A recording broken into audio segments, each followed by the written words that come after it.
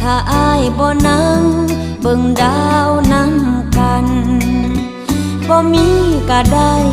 ปากซอยตรงนั้นหากอ้ายลืมวันเคยเที่ยวร่วมทาง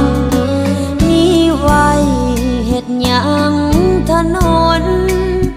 หากอ้ายบ่สนมาเดินเคียงข้าง